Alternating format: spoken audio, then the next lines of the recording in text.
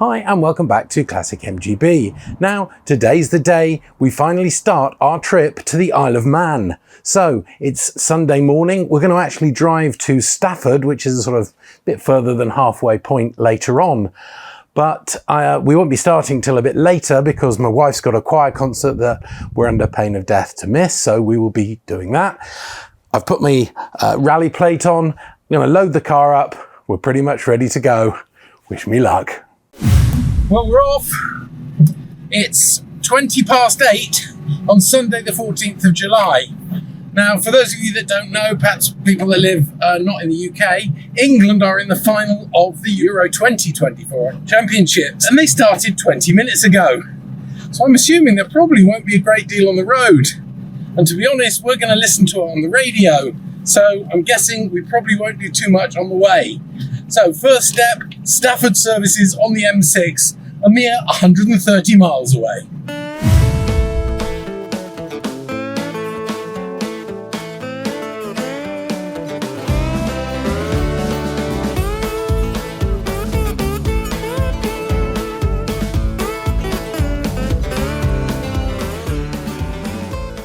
Well, it's half time in the football and it's still 0-0. We're well on our way up the M5.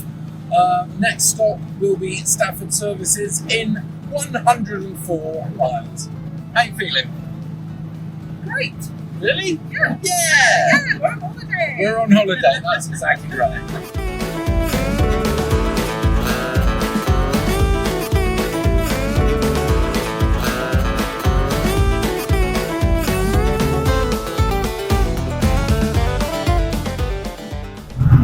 Right, so we're on our final motorway, the M6, and there's an RAC control centre here. I just hope we don't ever have to ring them on this trip, don't you? Well, we wouldn't anyway. Yeah. Oh, the RAC, there it is, look. There's the RAC. Okay. No, RAC. I've been with the RAC since 1986. You should really, seeing as you're on it as well. Big orange vans, big clue. Okay. Yeah. Oh, you're not going to show this bit, are you? Oh, you don't reckon?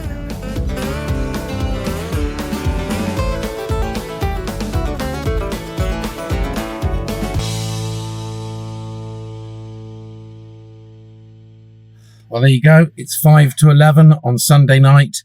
We've made it to Stafford services, 130 miles from home and 100 miles to go to the ferry. That's it for tonight. Time to find our hotel room. Yes, good night. Good night.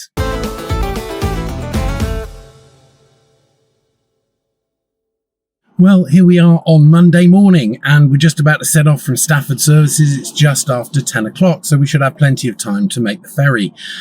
You'll notice that Nicola's not actually here at the moment. She's busy on the phone at the front, but we should be off in a few minutes. So, weather's looking great. Looking forward to the next leg of the trip.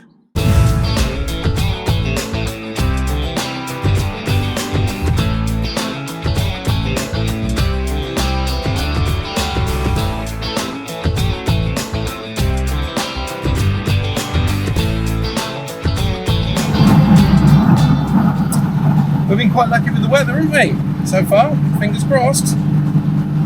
You're not saying anything then? She doesn't like being on camera. Not like that daughter of mine. But she's going to do her best this week. Free holiday, but she's got to do a bit of filming. Silence. Getting the cold shoulder. Do not use this. Do not use this. I'm not ready for it. You said let's just sit quietly. Yeah, well, we're driving. You've got to say something. There's a camera on. Holiday.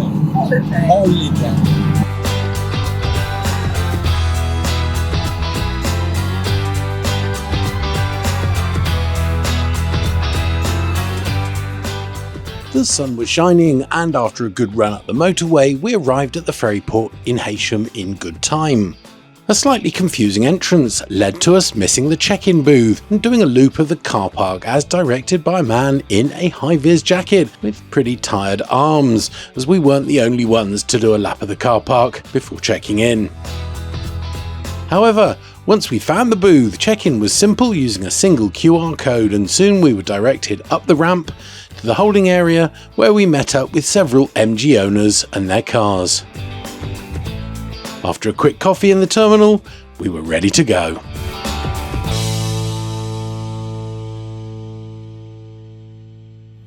So we're off. We're going on to the ferry now. Met some lovely MG people. Thank you very much. We go round here. Ooh, switch my indicator off. Following this little midget. I wonder if this car's ever been on a ferry before. Yeah, possibly. It's quite exciting, isn't it? Yes. Oh, look! You see that? Looks like they're turning this way. They're pointing this way. Oh, that's what I said. Sometimes you go round. Perhaps we are going rather than round. driving on and driving off. I thought it was a roll on, roll off. Yeah. How many decks were there? 8 or 9. 8. And the 9th is crew. Yeah, it looks like we're going to go all the way around. Oh, they're getting gear as well. Oh, that's not nice. She's Oh, not yeah. going up those steep, Yeah. steep slopes. We thought oh, yeah, we are going round, you're right. That's a big old ship, isn't it? And there's all the bikers. Oh, yeah. Given that Nicola, my long-suffering wife, would have to put up with a lot of filming on this holiday, I thought a bit of luxury wouldn't go amiss and upgraded us to the premium lounge on the ferry. So, with the car safely parked with the handbrake on, we grabbed our backpacks and headed to deck 8. So we arrived in the premium lounge, which was everything we expected it to be. Comfy seats, free drinks and plenty of reading material. Good value at 20 quid a person, I reckon. Pretty soon we were on the move, heading out of Heysham Harbour into the Irish Sea with a 4-hour crossing to Douglas in the Isle of Man.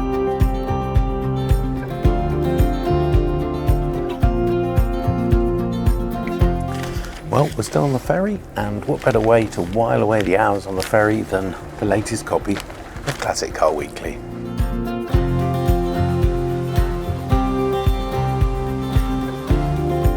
After what seemed like no time, we got our first sight of the island as we approached the port of Douglas.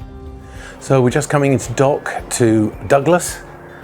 Very, very smooth crossing. Most impressed with this ferry. I think it's really good. So with a bit of luck, it's now 6:05. So we should be at the hotel by about 6:45, 7 o'clock, ready for our welcome dinner at 7:30.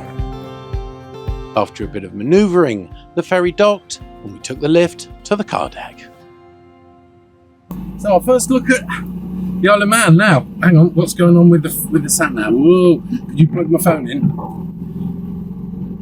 That's it, and it should. Yeah. In.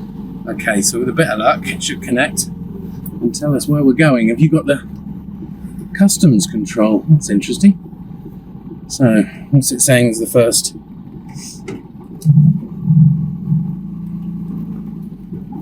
They're pulling some people over by the looks of it. Ooh. Well, they can't for us. It's not a customs thing, is it? For me? So we're going left here, aren't we? Yep. I think both people are going left. Said, Yeah, we're going left at the go to the roundabout, main road roundabout where you take the first exit. which is this one.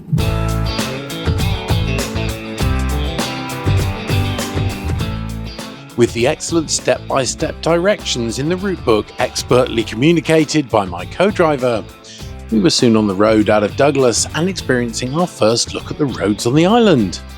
First impressions were that it's much like the UK, albeit with different number plates. We were heading for the Comis Hotel and Golf Resort that was to be our base for the week, which was just over 4 miles away. So before long we arrived, checked into our room, and after a welcome dinner with the other MG people, it was off to bed and a good sleep. So it's the morning of the first day, and we've had a nice, good night's sleep, good meal, and great breakfast, and we're finally ready to go to visit the south side of the island. So no time to waste. So turn right out of the hotel. Turn right out of the hotel. Okay, I've got my fabulous navigator, and we never fall out at all because she just tells me what to do, and I do it. We Right. will see whether that is true. We will, yeah. Right out of the hotel then, Right yes? out of the hotel. There we go, okay. Oh, wait On for the that. car. Mind the car, minding the car, dear. Yeah. Minding the lawnmower. Off we go.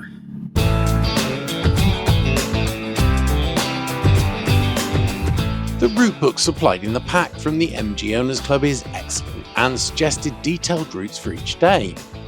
We decided to use it for guidance rather than slavishly follow the route and set off for the town of Peel. By the way, these maps are from CarLock, a security device and phone app that logs all your journeys using GPS and data from OpenStreetMaps to plot your exact route. We'll be doing a video in the near future covering all its features, so watch out for that one. As you can see from the map, we got a bit lost, so clearly following our nose wasn't necessarily the greatest idea. But before long, we were back on the road and soon we're entering the town of Peel. Where should we go now? Town Left. centre straight on. That way, isn't it? It's really hilly. This is the town centre, obviously. Disc zone. And a man with a disc zone. Manx Wildlife Trust. So this is Peel. That's one of our lot. I was just about to say, how can you tell? Had an MG thing. I know.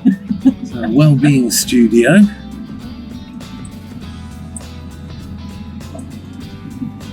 I assume this is one way. This is very narrow. I'm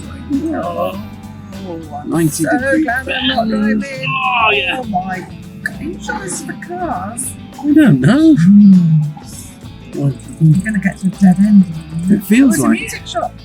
it's a music shop. Wow. I think there'll be a music shop in the middle of Oh, right. Oh. Can't get round there.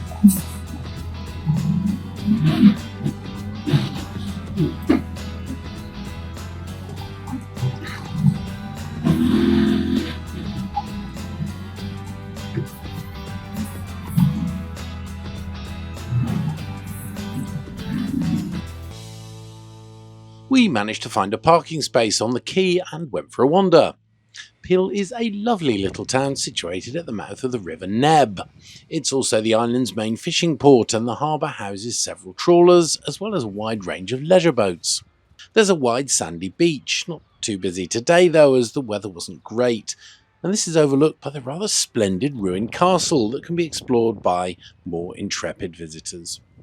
Sadly, we had to get going as we were running out of time to get to our next stop at the very southern tip of the island, so it was back on the road.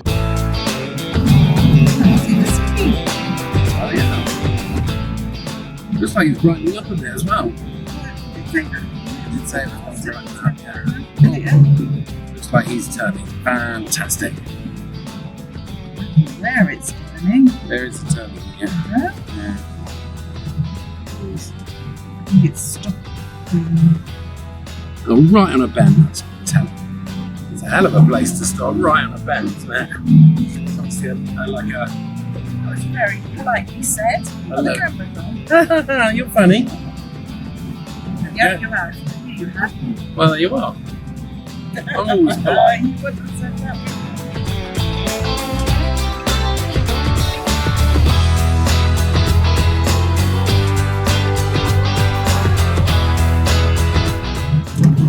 Very bumpy. I wonder if the TT course is as bumpy as this.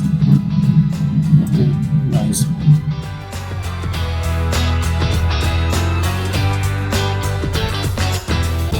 After a great run on rural roads, pretty soon we headed into Port Erin, another seaside town, this time in the south of the island, and the last town before the South Cafe. As normal, we were ignoring the route guide. Go left here. Left here towards Breagle Glen. Yes. I bet this flipping low term's going that way. Then it's saying Yeah, yes. immediately left. Do not go down to the beach.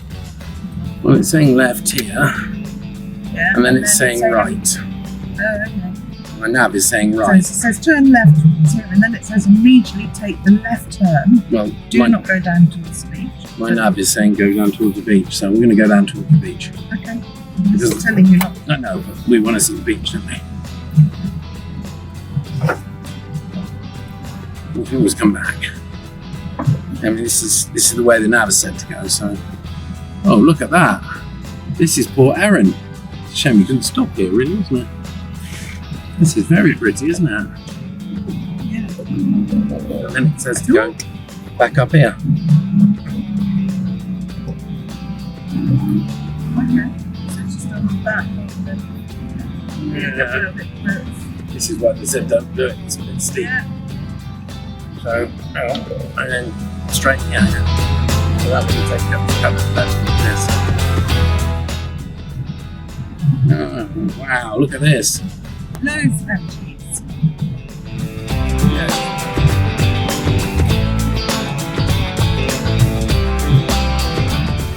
Oh, it looks busy, doesn't it? Yeah, I can see why they're saying go here. This is lovely. Yeah. There's no space though, yeah, it's next to the MG. Yeah. Next to the MG, which is next to the MG, which is next to the MG. Oh, really thought we got lots.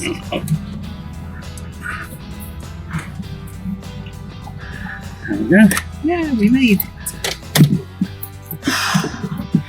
So here we are. This is absolutely stunning. So time for a cup of tea, yeah? Yeah, definitely, and cake. Cup of tea. Cake. Cake. From the aerial imagery courtesy of Google Earth, you can see just how remote the Sand Cafe is, situated at the southernmost tip of the island. It's a great opportunity to take in the superb views of the rugged coastline and some fantastic scenery. The small island called Kitterland is accessible only by boat and has just one house on it, and the larger island beyond is the Calf of Man. Absolutely beautiful. After savouring the views and a much needed cup of tea and a cake or two, we started to head north again, back towards the hotel.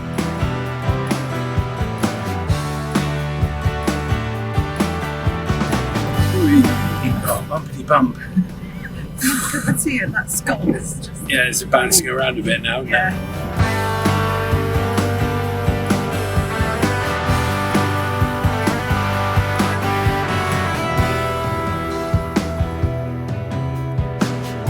Look at that view! Wow. That is quite special, isn't it? Very beautiful though, isn't it? You know, it's so quiet. Before long, we reached Castletown, and as the name suggests, there's a castle there. It's another pretty town, although when we arrived around 4 in the afternoon, it was very quiet, with most places having closed for the day. Like pretty much everywhere on the island though, it was very clean, and everyone we spoke to was very friendly.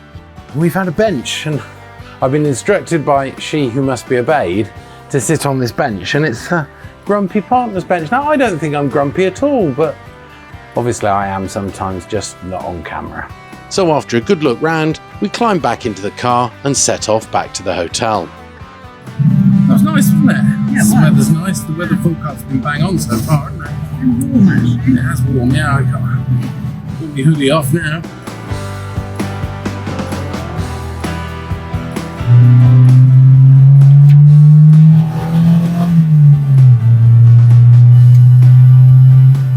Was you couldn't see what was the other side, a nice long straight. Yeah. So that's kind of usual practice with Nick when I go to overtake something, even though I can see it's clear, she can't. So she hides her head, which obviously protects her. It's a bit like putting your head under the blankets, isn't it, to avoid the monster? Absolutely. You know, but there you go. We got past the horse box, that was the moment. We've got 3 miles to get back to the hotel.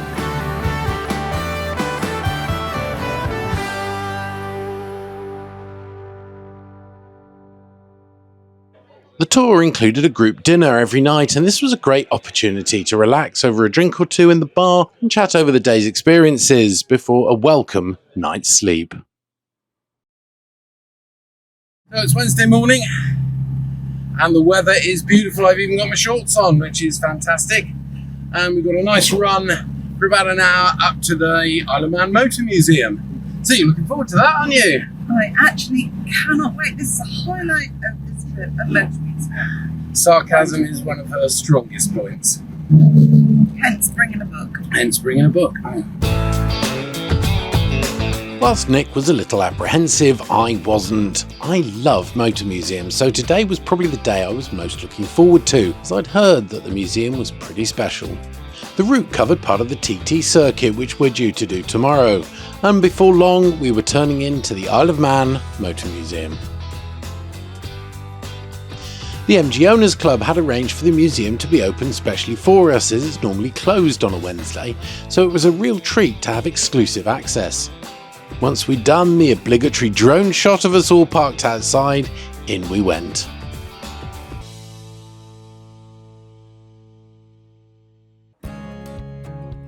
On entering, it's easy to see the diversity with many forms of transport, including cars, bikes and even buses. It was clear from the start that this might take a while, and in fact there was so much to see that we're going to do a separate video for those that want to see lots more of the museum. We did catch up with Nick Sykes, one of the museum's conservators, and I took the opportunity to ask him a little bit more about how the museum got started. Well, the museum opened in 2015. It's the brainchild of a father and son, Dennis and Darren Cunningham. It all started with an XJC Jaguar, which was the car which Dennis used 38 years ago to pick up his newborn son and wife from hospital. And then a few years on, when normally he would take the car in to exchange it for another, couldn't bring himself to part with it. So that became the first. As you can see, things got slightly out of control thereafter. And of course, ultimately, they thought it would probably be a wise decision to put it all under one roof. So within 8 months from the first turf being dug, this museum was ready to open to the public. So that was April 2015. So we're 9 years old now. There are, I think at the last count, 200 or so exhibits on the ground floor and over 350 bikes on the walls. So it's grown into quite a monster. Now, I have a bit of a confession. Whilst most of our group took an hour or two to go around the museum, I became so absorbed that I spent 4 hours looking around the exhibits and chatting to the owner. Whilst I enjoyed every minute, my beloved was less keen, to put it mildly. Spending 4 hours with a book when you're the only car in the car park was not her idea of fun. So the atmosphere in the car was a little strained. Now we're just leaving the motor museum, and my long-suffering wife had spent 4 hours, probably 3 3/4 hours longer than she wanted to, at the motor museum. So we're now going to do whatever she wants, and she wants to try and find a tram up Snaefell. So we're going to switch the cameras off so she doesn't have to be on camera, and go up Snaefell. We travelled to the Bungalow, a well-known S-bend on the TT course, and hopped aboard the 130-year-old electric tram for our ride to the top of Snaefell. Being scared of heights, this wasn't my favourite part of the day, but soon we were at the summit at over 2,000 feet or 610 metres above sea level. Luckily we picked a good, clear day for it, as the views were simply stunning. But soon it was time to get back on the tram and head back to the hotel. And this is where things started to go badly wrong. On the way home, I noticed the car wasn't steering left very well, and after a quick inspection at the hotel, I saw that a main bolt on the steering arm was missing, and the track rod end was rubbing on the wheel, limiting its movement. As it was getting late, I decided to call it a day and review my options in the morning. Well, they say it's better to be born lucky than rich, and I discovered that the hotel had a fully equipped workshop. So the next morning I met up with Mark Emmington, one of the directors, and carefully drove the car to the workshop, where their mechanic quickly confirmed my diagnosis, and within a few minutes had fitted a suitable replacement bolt. He even found the bolt that had fallen out, as it had become lodged in the suspension somewhere. As you can see, it was quite badly bent. Within half an hour, the car was back in the car park, and as Nicola had some work to do before we headed out, I decided to explore the hotel a bit and have a chat with my saviour, Mark. I started by asking him to tell me a bit more about the hotel. We are, I think, the sort of premier hotel on the Isle of Man. We've got 105 bedrooms, 2 restaurants, swimming pool, golf course, gym, spa, all the sort of facilities you'd expect, but more importantly to you guys, we've got an enormous car park, which sort of differentiates us amongst the other things from the other hotels on the island, because we've got parking for several hundred cars. John, the owner, and myself, who kind of developed the place, we are both big petrol heads. John's got an MG, a TF, a 1500 TF. I've got several cars in the garage, which I've probably shown you pictures of. We've bored plenty of your party over the weeks that we've been here. But as I say, it was developed very much with that in mind. So if you look out in the car park, for instance, you'll notice that the car parking spaces are very generous. Yes, I noticed. John's old money, so the minimum width of a car parking space is 10 foot, as opposed to 8 foot. And instead of having a single line down the middle, they've got a double line, so it gives you a chance to open your car door as well. So we've actually, the minimum width is 3 metres. Well, 10 foot plus another foot. So, it is one of those things. When you've got a classic car, you want it to be looked after when it's in a car park. Most of us garage ours. Obviously, you can't provide garaging for hundreds of cars. But most of us don't like getting them wet. Never mind anything else. Never mind taking to a foreign land and parking them in a car park. But we're quite fortunate in that respect. I mean, there's the other thing is there's zero crime and all the rest of it. I mean, in the nicest possible way, it always amuses me when everyone turns up and starts getting the crook locked out and all the rest of it. Because if you steal a car in the Isle of Man, you've nowhere to take it. That's true. So they just say to the ferry, listen, we're looking for a green MGB, and they go, all right. So there's zero theft. We've had to move with the times, whether you like them or don't like them, and put in some electric car charging points as well. So we're very geared up for the motoring enthusiast, as you found out yourself this morning. Well, absolutely. I was going to come on to that. So, I mean, is that a service that you make public? Because that's not really, but again, I'd say we're when you're amongst other petrol heads, you get talking. Because I mean, one of the things that I do, and I'll pick John up sometimes, is when everyone's eating the lunch, I'll walk around the car park just same as everybody else. It's like a little car show. So I mean, we've got 60 MGs in the car park, a really nice SV as well, which is quite an unusual thing to see, the Vale thing. And prior to that, 2 or 3 days ago, we had a supercar club down, so the car park was full of McLarens and Lamborghinis. A few days before that, we had the official Mercedes club here as well. Fantastic. Which is good. And then and I also spend a bit of time down at the Motor Museum where you guys went on Wednesday. We were there, because obviously, from a commercial point of view, we want things for people to do on the Isle of Man. So you're going to get in your car. You're not just going to sit in the hotel for 4 days. You need to be able to go out and see the world. Exactly. Thankfully, come rain or shine, there's plenty to do on the Isle of Man. As hopefully you found out. Yeah, absolutely. You've got a lap of the course, which is everybody's seen that. Got to do that. You've got to do a lap of the course, and plus I suppose it's probably slightly different in a 70s car, but I mean, there is no speed limit. Over the mountain, people struggle with that, but I mean, you can literally drive as fast as you want. If I have a bad day at work, I'll jump in the car and do 150 mile an hour over the mountain. Go on then, what car have you got? Over here, Jaguar XFR. Oh, lovely. Really nice. Supercharged 5 litre V8. So that focuses the attention because it's quite heavy as well. Yeah, I bet. Yeah, it's not something you can flick about. No, not really. But we're very fortunate. So the place is almost made for petrol heads. And the other thing, which is beautiful about the Isle of Man, because I live here and I live in England as well. Right.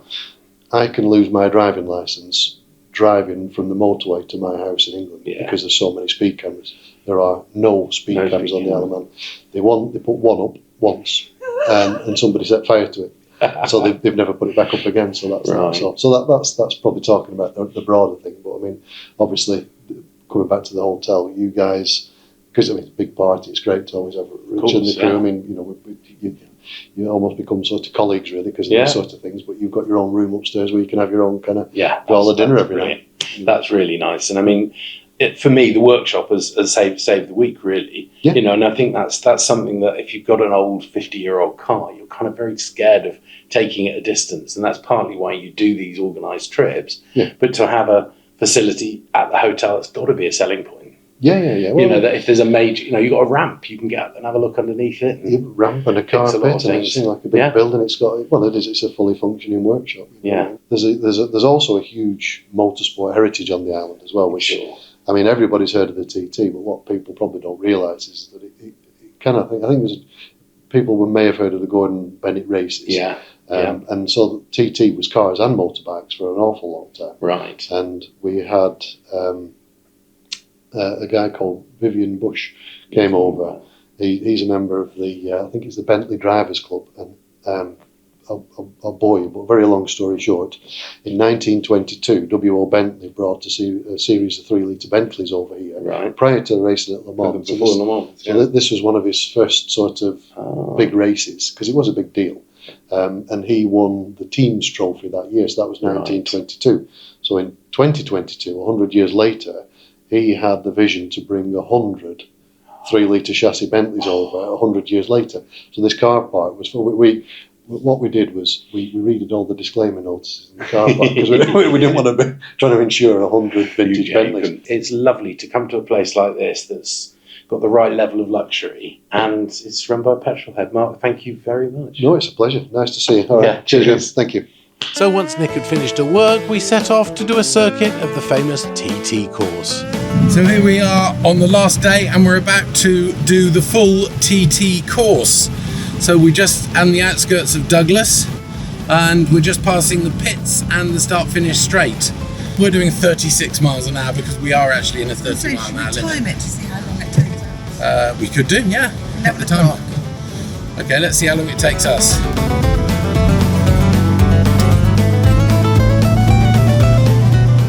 Oh, this is a sense of speed. What are we doing now? 50 miles an hour, my goodness. They're probably doing 150 down here.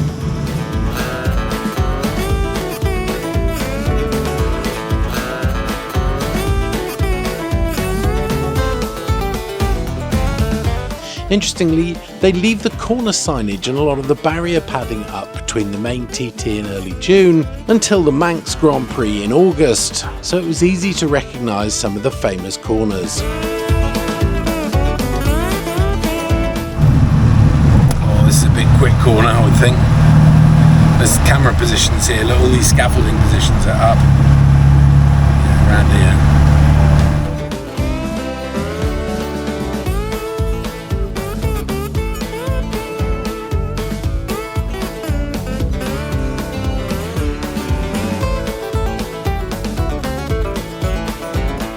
Whilst the lap record for the TT is just 16 minutes and 43 seconds, we reckoned that it would take us about an hour, averaging around 35 miles an hour. Roughly 100 miles an hour less than the TT riders. They must be mad.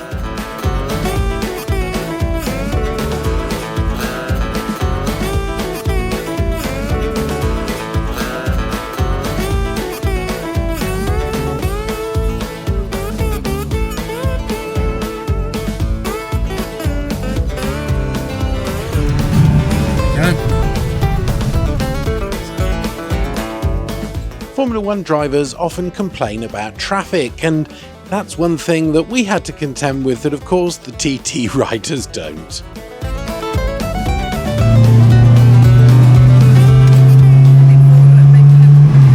Pardon?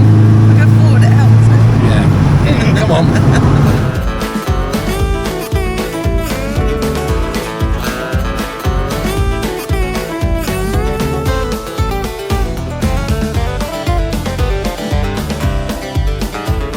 Sadly, both the weather and the traffic were against us, but it was still a great experience to drive around the iconic TT circuit, and amazing driving over the mountain which has no speed limits. Although compared to yesterday, there was little to see as the whole section was shrouded in mist.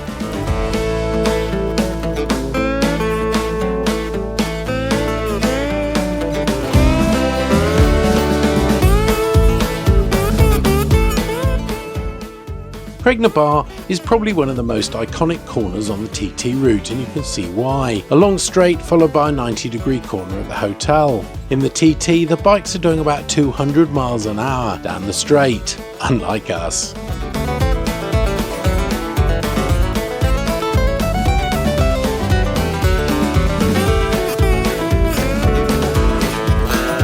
Pretty soon we were back in Douglas, crossing the start-finish line, so it was back to the hotel for a little rest before the farewell dinner.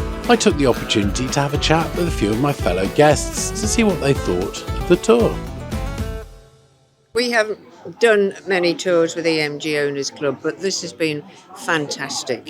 Everything's run so smoothly, and it's also such good value for money. You know, we've got bed and breakfast, we got into the museum today, and we were saying, how much, and they said, oh no, it's already paid for. But it's been absolutely stupendous. Yeah, loved every minute of it. Me and my wife have never been on one of these runs before, and we found it so well organised, so welcoming. Everybody's MG nuts, which is brilliant. And we would certainly do it again. And I'm sorry we missed Ireland. One of the things we were worried about was the lack of instructions, because the last time when we came on a trip, we went to the Loire Valley, it was sort yourselves out, there's a chateau, there's this, there's that. How do you get there? Sort yourself out. Take A road and you get to Z. Here, all the instructions are punctilious. You get 0.1 of a mile, 2 miles, 6 miles, and you get there. Providing you zero your trip to begin with, then you're okay. Otherwise, you've got to do mental calculations, which is quite fun, especially when you've got a lady driver giving it some. How rude. My car, I drive. Simple. Perfect. We had thought that it might have been more formal. We thought that perhaps there would be sort of some kind of procession around the island, but it hasn't been like that. It's been much more informal. We've been able to go off piste when we wanted to. All quite easy going, really. We've found the trip most enjoyable. A little bit apprehensive bringing a brand new Chinese MG with quite a few classic MGs. So, but in all, it's worked out very well. People have accepted the fact that it's still an MG. It's got an MG badge on it, and so yeah, a good all-round trip. We actually did come on this same trip last year, and I think it's a testament to how good it is that the route book is basically the same, and yet we've had a completely different week, basically doing the same things. It's been fantastic, and we would come again next year if they were organising it. We've enjoyed it. I mean, we were a little bit uncertain when we first set off, but we've really had a good time. We've met some interesting people to talk to from different walks of life, and my wife has really enjoyed it because she's always found somebody to talk to. She understands cars because I've always played with them, but she's found people to talk about them, their lives, their experiences, and what we've done each day, which has been different things. Well, because I'm not really interested in cars, I wasn't sure what to expect, but it's actually been really good fun. It's not as structured as you might imagine it would be. It's been very casual and relaxed, and the hotel's been lovely. It's been well arranged, a really good time. We did do one to Ireland with the Jaguar Club. And I didn't think that was quite as good as yours. No, it wasn't the MG Club makes a better job of it. They make a better job of the organisation, mainly because you are supported by the club. You've actually got people who work for the club on the trip, and certainly in Ireland they have they have the breakdown, well, not the breakdown van, but the spares van if needed. So yes. In 3 words, I would sum up the trip as great hotel, great people, great destination. And I'd say if you like driving and you like a nice holiday, you can't beat this. It's perfect. To sum it up in 3 words, you can't. That's not enough words. Absolutely brilliant. They are 2 words. Feedback we've had is very, very gratifying. Quite a nice mixed crowd of people. A lot of new people joining us this time, and some people have been with us before on many trips. So it's just testament to the fact that they're in like-minded company. They're staying in a nice hotel, and we've done all the trips and tours for them around, the scenic tours, some nice places to visit. No pressure, you don't have to do that, but if you want to, join us on the ones we've planned. There's 1 or 2 people who've done their own thing. It's great, it's what it's about. So, yeah, very, very pleased. After an early breakfast, we packed the car and set off on our long trip home, starting with the rather misty drive to the ferry. I know, where's me thing? Yeah, don't put it in there because it's just... The windscreen wipers don't reach this bit.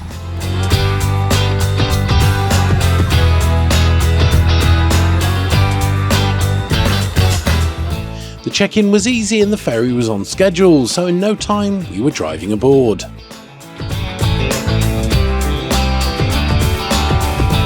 After settling in the lounge, we set off and were soon waving goodbye to the Isle of Man.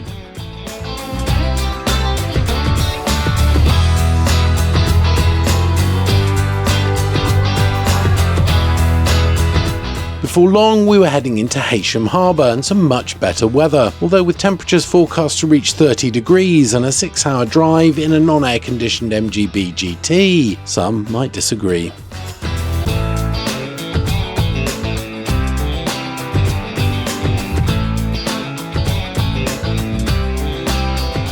The trip back down the N6 and M5 was stop-start and very hot. We stopped once for fuel, both for us and the car.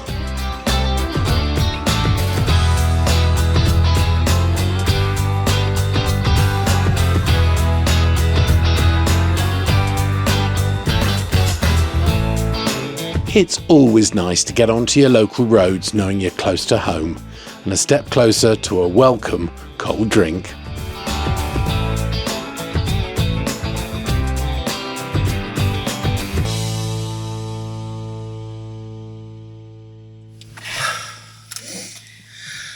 So there you go.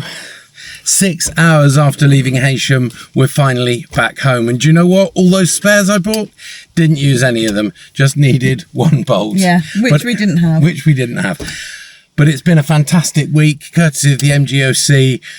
Something we'll definitely do again, another one of these trips. So if you've enjoyed the video, it'd be great if you'd give it a like. Let us know what you think in the comments as well. And if you'd like to subscribe to the channel and share the videos, that would be great too. As always, thanks for watching. Thanks to my fantastic wife for being so patient, and take care. Goodbye.